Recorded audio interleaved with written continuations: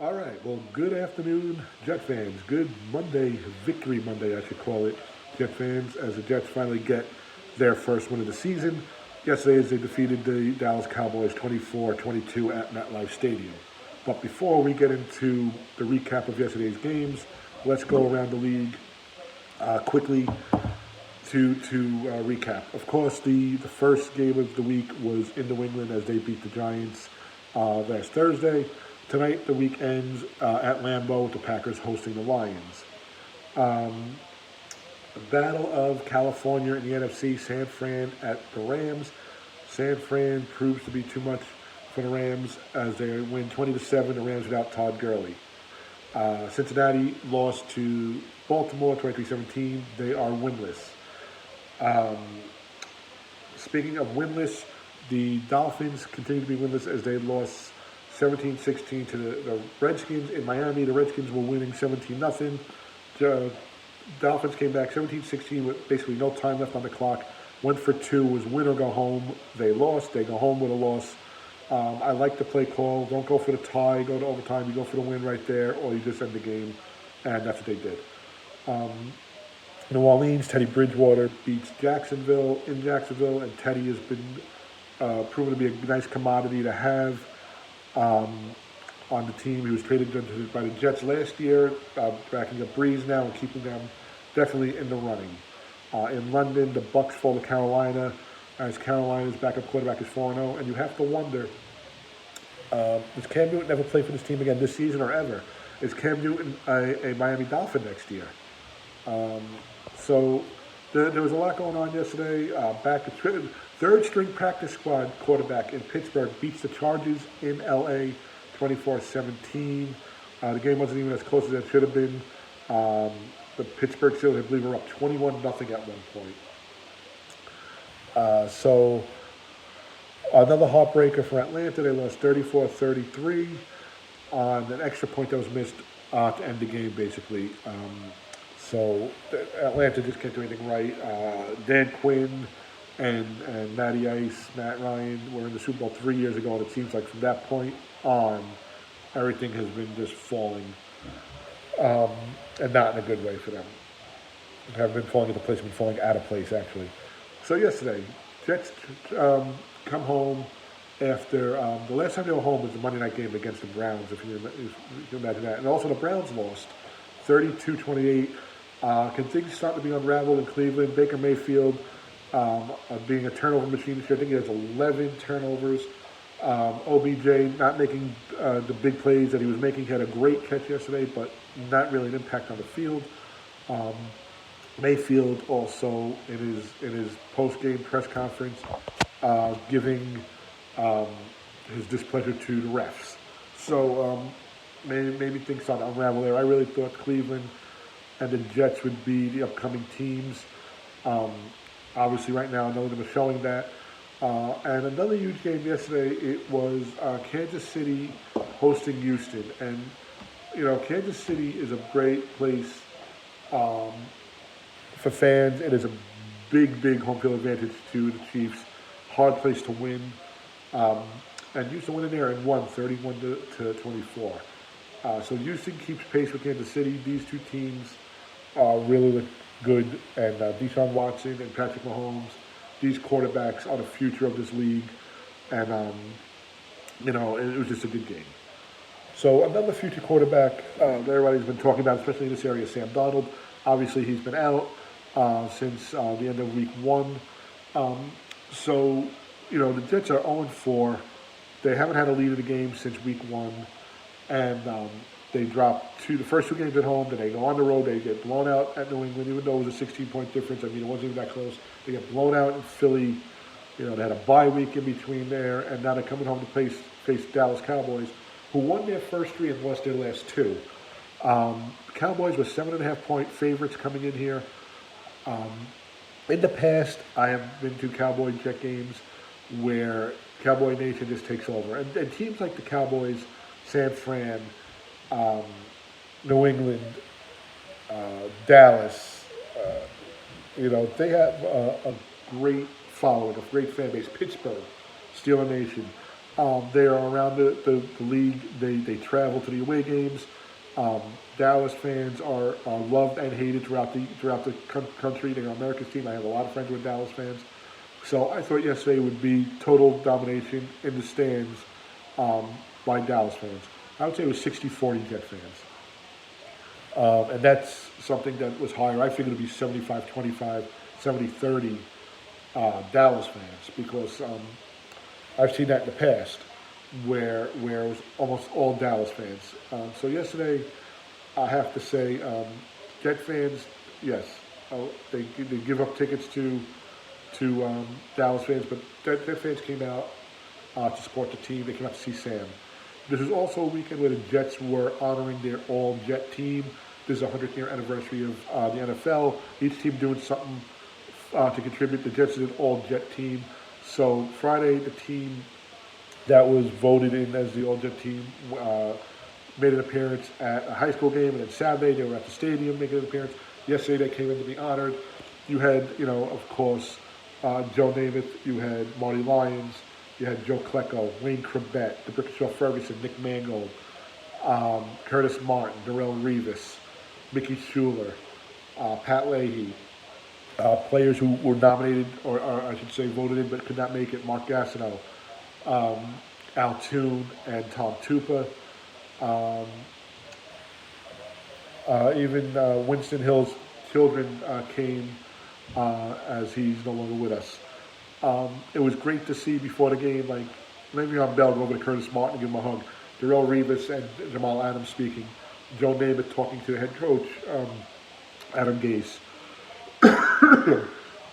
Before we got into the stadium, we saw Sam walk in with some family members. He gave a little wave. He looked ready. We were ready for him. We also met Joe Klecko. My girls got to take a picture with Joe. He was, of course, part of the sack exchange from the 80s.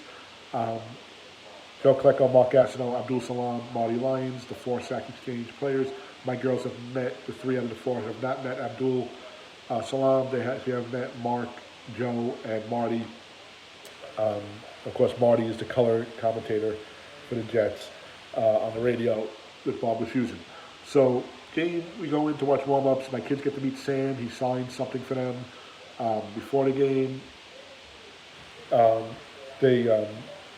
He looks good.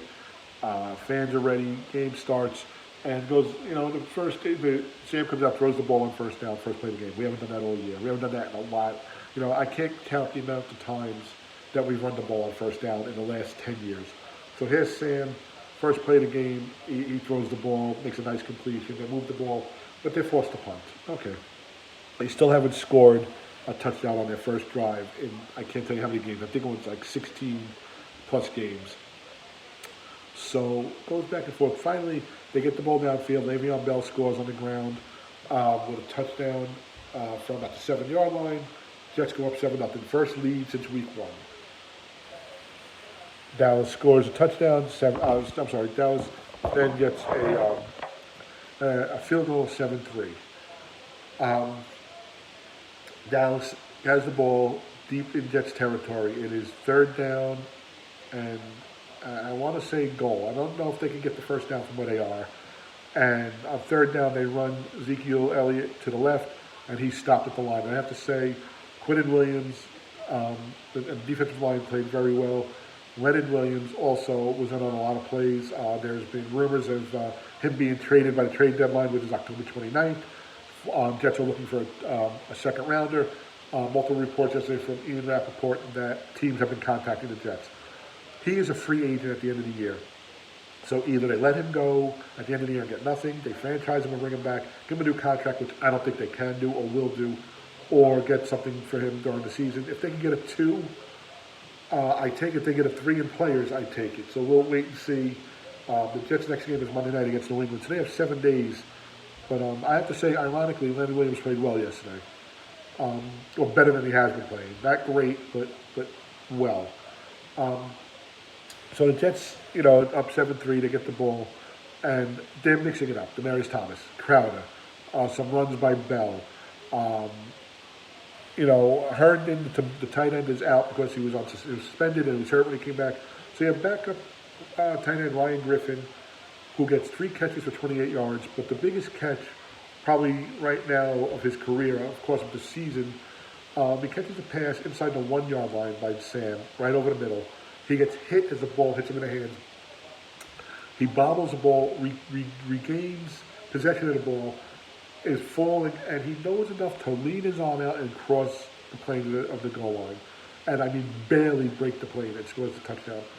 Jets are up 14-3. And it's just everything seems to be falling their way. Things that wouldn't happen in the past to go their way are falling their way. So, that is just the way things were going that first half. So, again, we'll go back to when the Jets stopped Elliott and stopped Prescott. They, like I said, 3rd down, Elliott tried to get in, and he was stuffed. And then Prescott tried to get in on 4th down and goal from the 8-yard line, and again, the defensive line just overpowered the offensive line and stuffed him. So from the 8-yard line, first play from scrimmage, Sam Darnold flicks his wrist, and the ball travels at least 50 yards in the air and hits Robbie Anderson in stride. It is a 92-yard touchdown pass, 21-3 Jets, and it's just crazy. Place is going wild, fans are going wild. This just sums up what was missing the first 4 weeks. Even week 1 when Sam was in, I still say Sam was sick. I still say Sam at that point was midway through his mono, and that's why he played like he played. But that play was the longest play from scrimmage this year by any NFL team. It is the 2nd longest play from scrimmage in Jet history. The longest was, I believe, 95 yards. It was Kenny O'Brien to Al Toon, if I'm not mistaken, or Kenny O'Brien to Wesley Walker against Buffalo in 1985 and 1986.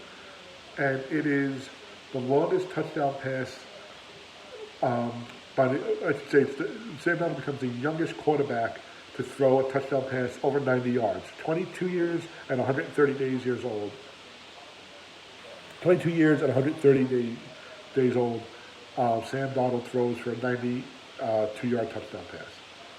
Go to the half, and I'm telling my girls, I'm telling people around me, we can't play conservative, but we can't take risks. We got to play smart. Plays that give you production, plays that give you property, plays that give you positives. Don't step back, step forward. And every play have a positive, even if it's for 2 yards. Keep the clock running. Third quarter, offense was not conservative, but they just were not converting like they were earlier. They would get a handful of first downs, and then they'd kind of slow up. So the third quarter ended, it was 21-9. It was a 12-point game, and it was still a 2-touchdown game, which is fine. I'll take that. And key to that 21-9 score was, it was 21-6, and Dallas got the ball to start the third quarter, and they did a 7-minute drive and only got 3 points out of it. So half the third quarter was gone with only 3 points. So that was huge. So it was at that point 21-9, and you're like, all right, it's still a 2-touchdown game. We need to put 3 points up. Jets get the ball, and they're moving it, and they're getting into the red zone, and they're getting into scoring range. And they did it mostly by passing the ball. A lot of screen plays. I got to tell you, Crowder runs a great route. Robbie is quick, and he can run that go route, and he can make some cuts. But Crowder runs great routes, and Demaryius Thomas runs some great routes as well. And these three could be really beneficial to Sam. Now, I don't think they could be Krebet, Keyshawn, who Krebet, by the way, was at the game yesterday also. Krebet, Keyshawn, and Dedrick Ward with Curtis Watt in the backfield. But, Demaryius Thomas, Crowder, Robbie Anderson and maybe Mel in the backfield is not too bad either. So they get down and it's 3rd and 4, and the clock is running, and I say, at this point now, I understand. I can see 2 points in this play. Run the ball is what I'm saying. Give it to Bell. If he picks up the 4 yards, first down, you get another set of downs, you could take at least another minute and a half, 2 minutes off the clock. If he doesn't get the first down and he doesn't lose yards, or he doesn't lose a lot of yards, you're still in field goal range, and you put another 3 up, and now you're up, again, now you're up, I believe, by 18 points. Well, instead of running the ball, he passes the ball. What I found out this morning was Crowder ran the wrong route. He ran and cut to the left inside. Donald threw to the right, to the outside, and was picked off, returned 20 yards. So not only did you take at least 3 points off the board, or time stopped, you gave the ball back. It went for that because after Dallas gets the ball back, their field goal kicker was 3 of 3 at the time and hit a 61-yarder early in the game, misses a fairly decent shot. He misses it wide right, so it was a wash. So it really doesn't come back to haunt you, but it comes back to haunt the Cowboys later on in the game. Cowboys go downfield again, 4th quarter, and they score a touchdown. They get downfield with some nice plays. I think there was a roughing the passer call also against the Jets, and that would be the theme for the 4th quarter: flags. Yellow flags were thrown more yesterday than I think passes at one point. So they go downfield, and Ezekiel Elliott scores a touchdown, and they hit the extra point, and the Jets are now are up by 5, and it's 21-16. Jets get the ball. They get a nice return from Smith. Come downfield, and on 3rd down, Sam just is under pressure, and he kind of short hops the ball to Robbie Anderson. And I think it was Robbie Anderson. I'm not sure if it was Crown or Robbie Anderson. They go for a kick a field goal, and they kick it. Now it is 24 to 15. It is it's 24 to 16. It's an 8-point game. You have to get the conversion, and that it's funny as they kicked that field goal. My buddy texted me. It was like, he's a Giant fan. He's like, you got to win this one for me. But that field goal is big because you have to go for 2. That was huge. That missed field goal by Dallas was huge because the Cowboys get the ball back. Again, they go downfield, but this time they get some help. 3 pass interference calls against the defense on this drive. Now, I will say that earlier in the 3rd quarter, a nullified touchdown to Jason Witten was made due to an offensive pass interference call. But to call pass interference 3 times on a final drive of a game is ridiculous. I would say at least one of them was on pass interference, if not 2. But, it is what it is. They call the flag. I was also thinking Gase may challenge, but PI calls this year, pass interference calls this year have not really been overturned. So he didn't want to waste timeouts if he would have lost the challenge. So it was smart because he may have needed that timeout late in that quarter. So Gase again, at this point, all right, maybe he was using some thinking outside the box. He was thinking ahead. So I'll take that from him because he hasn't impressed me this year at all. I've expressed that to you. So Dallas on these calls, and they had 2 calls against them also, gets inside the red zone, and Prescott scores on a bootleg, and it is now 24-22. And you can see that the defense is not just upset at the calls that got them down there, they put them their backs against the wall, but they're upset that they gave up this 21-3 lead. And I tried to explain this, after the game to my kids. It was 21-3, and in the final half, the Jets only put up 3 points. So they went from scoring 21 points to 3 points. And, there was no balance there. And I'll look back. They scored more offensive touchdowns in the first half yesterday than they scored all season. So there needed to be some balance there. But listen, it's 24-22. 2-point conversion is what they needed. And if anything, like I said, defense played well yesterday. Greg Williams called perfect play, perfect blitz. Um, Basically, they blitz. Jamal Adams comes right up the middle. He levels Prescott, and and and Prescott has to rush the pass. Jason Witten is his intended target. He's standing inside the goal line, middle of the field, and Marcus May is defending him. Marcus May had a little bit of a pity pat touch before the ball got to him, but you know what? They weren't going to call PI on that. They weren't going to call pass interference on that. And the Jets come away with the 24-22 lead. I think the Cowboys had 1 or 2 timeouts left. We had to get these onside kicks. So they put the hands team out. The outside kick goes to 10 yards. It's Demaryius Thomas, and he bobbles it. And the whole place, you could hear a sigh, and you could hear a scream. And Demaryius Thomas just jumps on it, and they win the game. They want to go out there. They kneel on it, and the Jets get 24-22 victory. Their first game won all season. I don't even know what it dates back to last year, but it was nice to get a home win. It was nice to see offense put points on the board. It was nice to see the ball being passed downfield. So offensive line played good. They didn't play great, but they played good enough to protect Sam. He did get sacked a few times, but he wasn't beat up, which was great because he's still coming back from this ailment. They still haven't been able to make that hole for Le'Veon Bell. He had a nice run of 13, but he still hasn't been able to make that hole. He had 14 rushing attempts, 50 yards, and a touchdown. Ezekiel Elliott had 28 attempts, 105 yards, 1 touchdown. So basically, they both averaged 3.8 yards a carry. Elliott just did that on doubling out the carries. So that just shows how good the Jet defense played.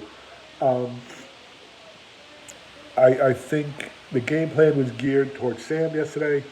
Get him out there, get him his feet wet, and now going forward, Bell can be that weapon because they're going to be looking at both now, Sam and Le'Veon. So they could use him as a decoy on play action, or they could use him as their direct threat. That's something we have to look forward to going forward. One of the guys I was talking about the game yesterday said, he believes that the 4 or the 3 games that Donald didn't play, and especially when Falk was in the last 2.5, Gase didn't open up the whole playbook. He didn't want to show what he was doing. It was like, get through these games, and when Sam comes back, we take over. I mean, if they go 12-4, then he looks like a genius, a mad scientist. I mean, if not, then I just think Falk was not talented enough to play this game at this level, and they tried to dumb it down for him, make it simple as possible, and it just wasn't good enough against the teams who were playing. The Jets need a pass rusher. Quinton Williams really played his best game as a professional yesterday. I know it was only his 3rd game back, I believe, but he played a real good game. I'm hoping C.J. Mosley can come back soon. He was in warm-ups. Somebody said that he looked really good in warm-ups. He was making cuts and whatnot. So I hope he can get back. He'll really anchor that linebacking core.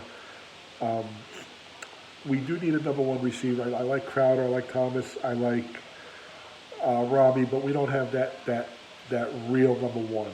And that'll really help Donald. I think Herndon coming back will help him. He's day to day. I'm not sure if he's week to week. Gase and the defense and the offensive play calling were a lot better than even in week 1. And I actually think they knew that there was something wrong with Sam. Maybe he wasn't feeling well at that point, and they tried to make it simple, and they just couldn't get past the Bills. So all in all, a good Jet win, a good offensive performance yesterday, most of the first half. The one turnover, I mean, even though it was a turnover, it was not the fault of our quarterback, it was the fault of the receiver, and that is also chemistry, and we'll get that back as he plays along. He didn't look like he missed a step all season. And I think once Bell can start making those breaks, and that all depends on the offensive line, that this team will have a real good threat on offense. Defense, we need that pass rusher, and we need another person in the secondary because I don't even think Tremaine Johnson played yesterday. I don't remember his name being called. It was May, it was Adams, it was Poole. Some cool things also. So after the game, now we're all happy after the game. We go, and the players are happy too. And out comes Jordan Jenkins, and Jenkins had missed a few games with injury. And he came out with his family. His family came out chanting the JETS, Jets chant. He came out chanting it. He stopped. He signed for everybody. He was very happy. He was happy we were there. He said thanks for the support. Also, Montez Miles, who's a real cool guy, came out. I told you, him and my girls have spoken a lot. He gave my girls his gloves. They've taken pictures together. He came out. He remembered them. He went over to them. He thanked them. He also said thanks for the support, and he felt good about the win. And then Sam came out, and Sam came out with his family, and he signed for about the 25, 30 people out there, took a picture with my girls. So all in all, I mean, my girls met Joe Klecko, one of them Jack Greats from my past, my childhood. They met Sam Donald, hopefully one of the Jack Greats from their childhood. The players beat a team that was probably predicted to go to the playoffs, and beat Dallas. They got back on the winning track. They have 7 days to prepare for New England. New England had 10 days to prepare for us. But you can give Bill Belichick 3 days, and it could be an issue. But they play Monday night. They're home. They face the Patriots before going on the road for 2 games. A final score 24-22. Am I sold on the coaching staff? No. I do like Greg Williams. And like I said, offensive line. Once we can solidify the offensive line, there's no stopping what this offense can do. So check us out, www.nyjetstories.com. That's www.nyjetstories.com. We're on Twitter. Our Twitter handle is @NYJetStories. We are on Facebook. NYJet Stories is the Facebook page. And of course, this is the channel, NYJet Stories, on YouTube. Subscribe to us. Send us your comments. Send us videos. Send us any type of reply you'd like. Tell us why you're a Jet fan. Tell us if you're at the game yesterday. Tell us about your rituals. Do you tailgate? Do you not tailgate? We want to build this and make it for the fans. Our motto is New York Jet Stories, a story for the fans, from the fans. And it feels good to do a Victory Monday. So check us out. Let us know what you think. I'll be back Friday or later on this week to predict and preview the Jet Patriot game and, of course, the other games in the NFL. So have a great day. Enjoy Victory Monday.